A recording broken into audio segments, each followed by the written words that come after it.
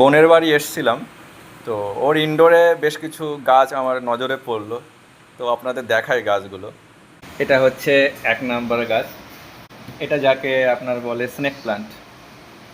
এটা কিন্তু আপনার মানে ইনডোরের জন্য একদম বেস্ট গাছ বলতে পারেন। মানে এতে যেমন আপনার রোদ এবং কম জলেও টিকে যায়। মানে আপনি যদি একে রেখে দিন 15 ঘুরেও আসেন, এ কিন্তু মরবে না। রোদ পছন্দ করে, তবে আপনি ঘরের মধ্যে রাখতে পারেন।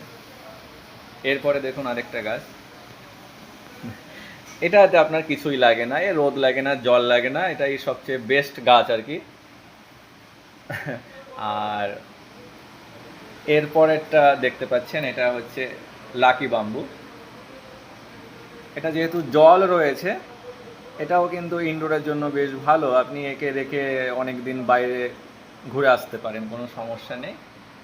আর আলো দরকার, মানে এদিকে আপনার একটা উইন্ডো আছে, এদিকে একটা উইন্ডো আছে, তাই এটা খুলে দিলেও আলো পায়, তাহলে সে আলোটাও পেয়ে যায়।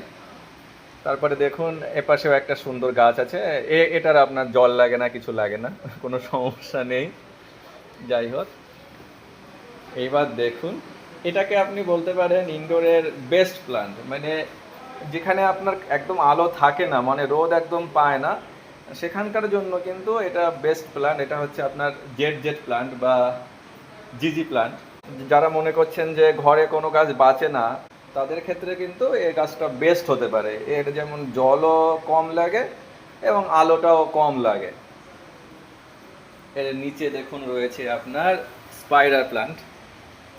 এটার কিন্তু একটু আলো লাগে, তবে ওই যে দেখছেন বললাম না, এটা খুলে দিলে, জানলাটা খুলে দিলে আলোটা চলে আসে। এটাও কিন্তু ভালো একটা ইনডোর প্ল্যান্ট, এটাও আপনি লাগাতে পারেন।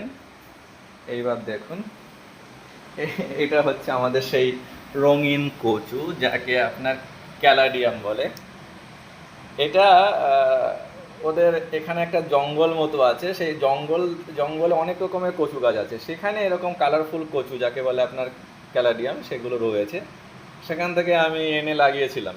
বোন বলল যখন বাইরে ছিল তখন পাতাগুলো বেশ বড় ছিল, ঘরের মধ্যে পাতা একটু ছোট হয়ে গেছে, এতটাও দেখতে একদম খারাপ লাগছে না। তো আপনারা এটা ঘরে রাখতে পারেন, তবে এটা কিন্তু রোদ লাগবে। মানে তবে হ্যাঁ, মানে আপনার ঘরের মধ্যে কিন্তু এটা হতে পারে, এই পাতা ছোট হয়ে যাবে, এটাই আর কি।